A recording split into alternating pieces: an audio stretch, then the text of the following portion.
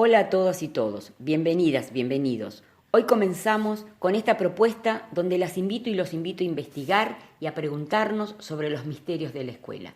Parafraseando a Agatha Christie, todos los capítulos tendrán como base algunos de sus libros. El primero es uno de los más famosos y conocidos, Asesinato en el Orient Express. Poder pensar que la escuela es un misterio al que podemos acceder y descubrir nos lleva a poder situarnos como protagonistas de una historia que, por un lado, está escrita, pero por otro, deja un montón de incógnitas e interrogantes que podemos desentrañar. ¿Por dónde empezamos? Por la dirección de la escuela. A veces la rutina y la sobrecarga de tareas administrativas, edilicias, hace que de a poco nos vayamos corriendo del centro de nuestro trabajo, lo pedagógico. Y también, de a poco, vamos matando la creatividad que tenemos para poder pensarnos desde otro lugar o de manera distinta.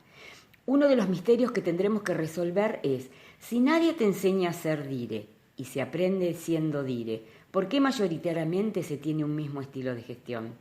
La idea es reflexionar y pensar juntas y juntos qué entendemos por gestión directiva en estos momentos tan complejos, a los cuales no estábamos ni acostumbradas ni acostumbrados.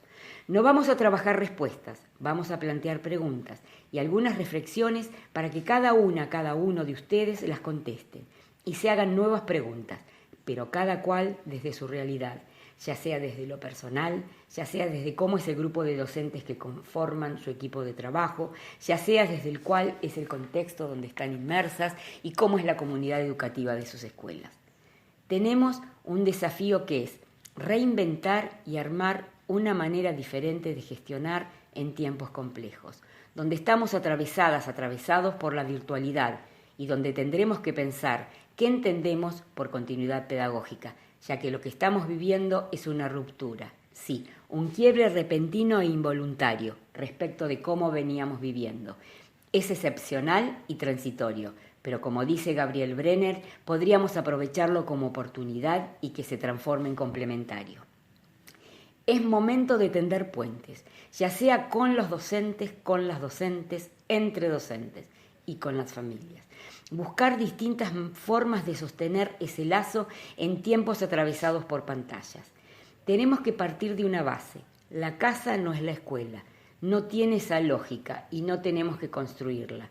No podemos creer y pensar que la escuela y la familia van a ser y tienen que ser un espejo de la escuela. Desde hace bastante tiempo estamos pensando en cómo ser una escuela que habilite conocimientos para la vida democrática, que forme para el pensamiento crítico y no simplemente repetidores de pensamientos de otros y otros, que forme para saber leer el mundo complejo y una realidad incierta, que pueda reflexionar sobre él y hacer propuestas de que otra manera de ser y hacer es posible, que otro mundo es posible. Es decir, queremos que nuestras alumnas, nuestros alumnos, nuestros estudiantes, nuestras estudiantes dejen de dar tantas respuestas para empezar a hacerse más preguntas. Y para que esto suceda se tiene que enseñar a hacerlas. Pero primero tenemos que hacérnoslas nosotros. Este es el punto de partida. Por eso la pregunta que quizás tenemos que hacernos es si es posible seguir haciendo lo mismo cuando las condiciones han cambiado y no son las mismas. Cristina Corea e Ignacio Leucovich, ya en su libro Pedagogía del Aburrido del 2004, planteaban que una escuela sin educación es una experiencia que se produce por la decisión de ocupar el tiempo, porque es imposible armar una situación de experiencia. Él la llamaba escuela galpón, porque en un galpón no hay conexión lógica, no hay articulador, la cohesión es material, es el hecho de estar en las mismas paredes y de coincidir en un mismo tiempo. Quizás lo que tengamos que hacer en este momento es armar experiencia situada y no ocupar el tiempo.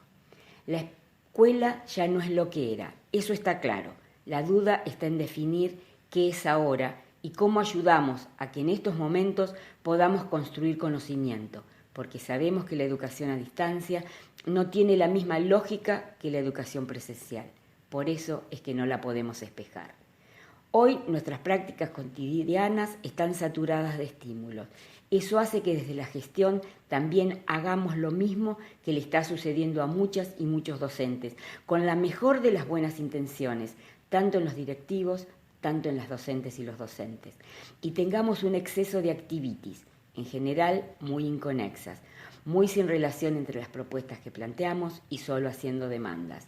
Así como Fernando Ulloa nos dice, la ternura es el abrigo frente a los rigores de la intemperie, tenemos que desde nuestra tarea ver cómo abrigamos pedagógicamente y contenemos emocionalmente a nuestras y nuestros docentes. Vamos a tener que reinventarnos como DIRES, vamos a tener que reinventarnos como equipo de conducción. Tendremos que ver cómo hacer para que circule la palabra entre nuestros docentes y nuestras docentes, ayudarlas y ayudarlos a sentirse mejor, porque sabemos que ellos tienen que hacer lo mismo con sus alumnos, porque como dice Gabriel, hay que darles la posibilidad de aprender sin que este aprender sea la carrera por llegar. Porque se tienen que apropiar, y nosotros también, de distinta manera, a diversas porciones del saber y la cultura. Y además tenemos que sostener el lazo que nos permite seguir siendo sujetos y no transformarnos en objeto de presiones y exigencias que, lejos de sumar, generan impotencia.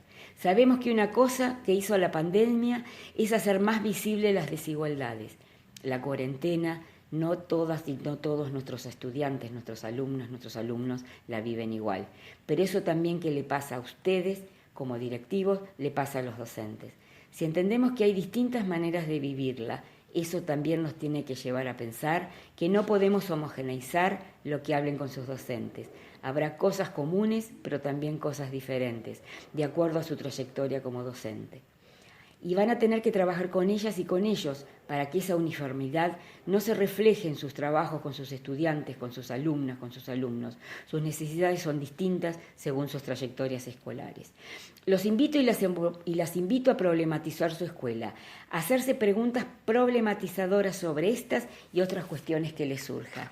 Quienes me conocen saben que siempre digo, lo que se ve nunca es el problema. Hay que mirar, revisitar y preguntarse e ir a las entrañas de lo que nos sucede, recordando siempre que los equipos de conducción son, siguen siendo y serán asesores pedagógicos de esa comunidad de aprendizaje que forman en su equipo. Recordar algo que ya sabemos, que ni nosotros, ni nuestros alumnos, ni nuestros estudiantes aprendemos solas y solos, sino con los demás, con las demás. Por eso es necesario un trabajo colaborativo que nos permita interactuar con colegas, compartir ideas y pensamiento, buscar cuestiones comunes, pero también diferencias, entender que no tenemos que pensar igual y que es muy bueno no hacerlo, buscar obstáculos y nudos en lo que nos sucede y empezar a pensar juntos y juntas cómo intervenir para desanudarlos. Pensar la gestión desde una creatividad inédita que nos permite repensar lo cotidiano.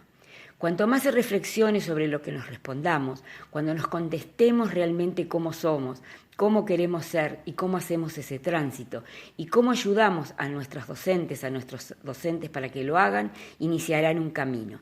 Y sepan que para ayudarlos y para ayudarlas en ese recorrido estoy acá, porque aunque no tengan las respuestas que quieran escuchar, los invito y las invito para pensarlas juntas.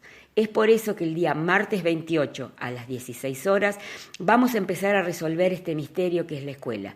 Quienes tengan interés de conversar tienen que anotar su correo en este formulario que queda al final y les llegará el link para encontrarnos a conversar. Los espero y las espero y además después veremos el próximo capítulo, revisitando la escuela en 3 actos. Muchas gracias.